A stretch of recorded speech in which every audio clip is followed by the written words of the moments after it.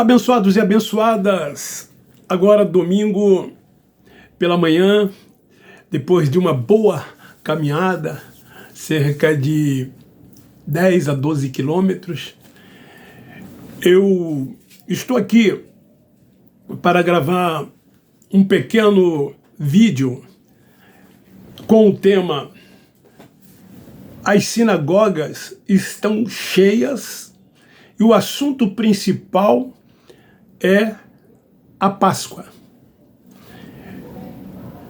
Eu não poderia deixar de falar algo a respeito dessa data comemorativa.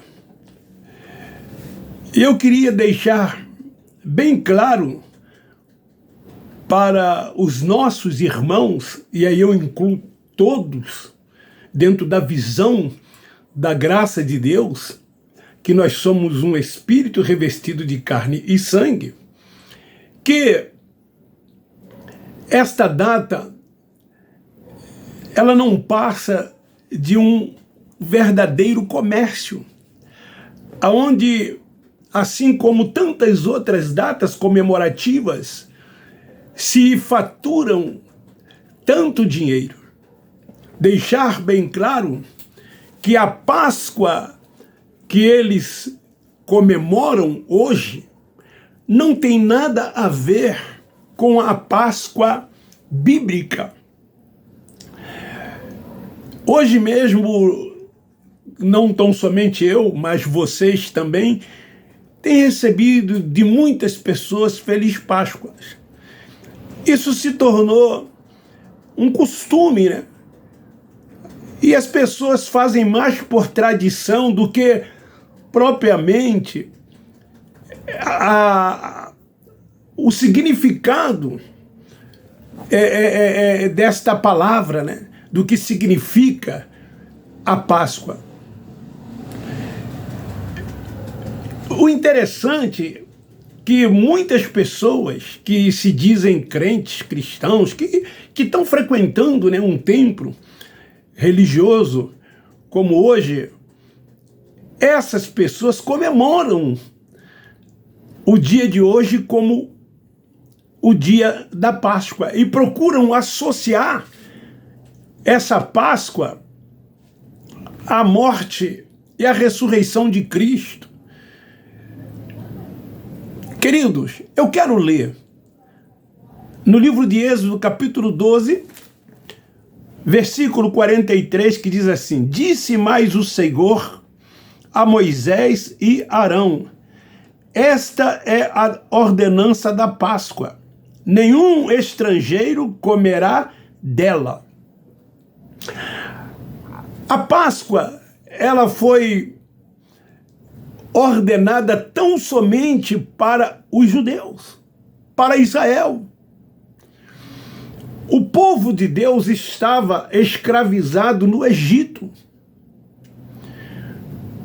E lá, durante anos em que eles lá estavam, Faraó, rei do Egito, escravizava os israelitas, os judeus que lá estavam.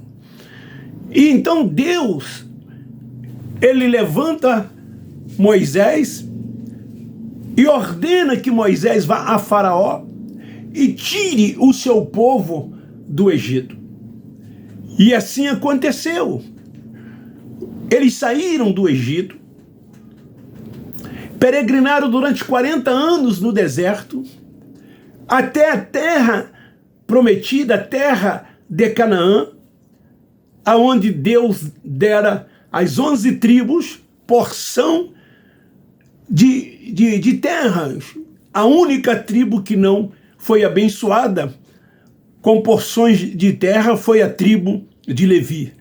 Mas a essa tribo fora destinada a ela os dízimos, os 10% de toda a produção das terras produtivas para os seus sustentos.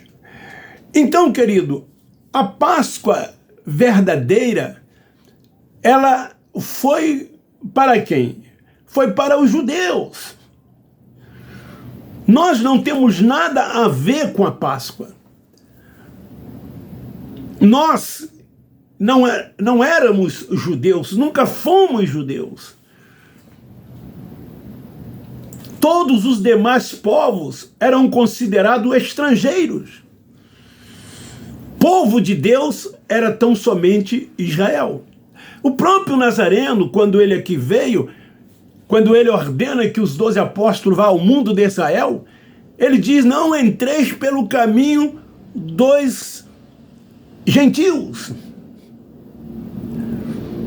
Os gentios não tinham nada a ver com a comunidade judaica.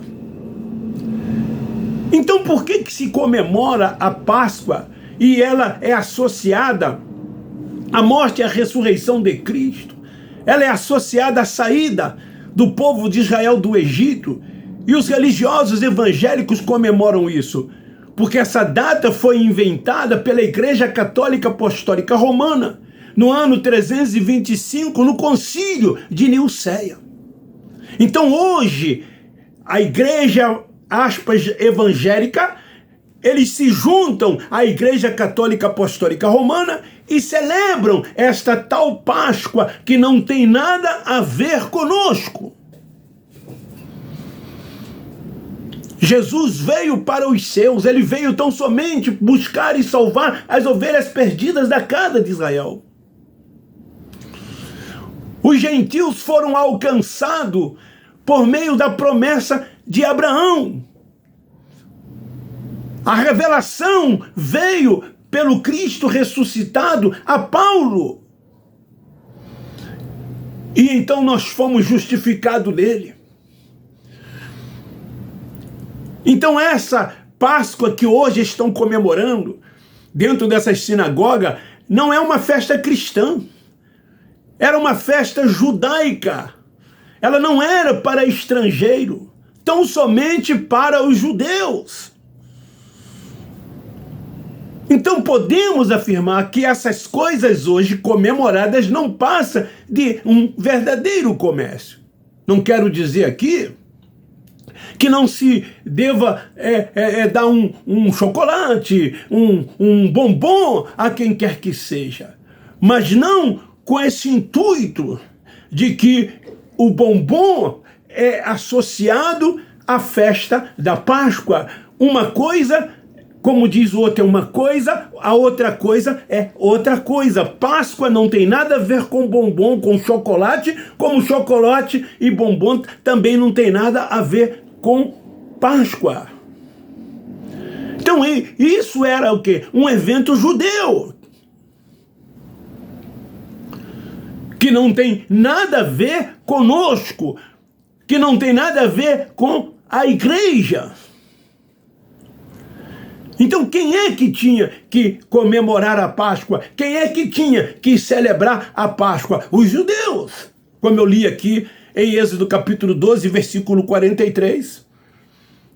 Esta é a ordenança. Deus ordenou tão somente para os judeus, para o seu povo. Mas hoje, domingo, as sinagogas estão cheias. E o assunto principal é a Páscoa. Só se fala na Páscoa.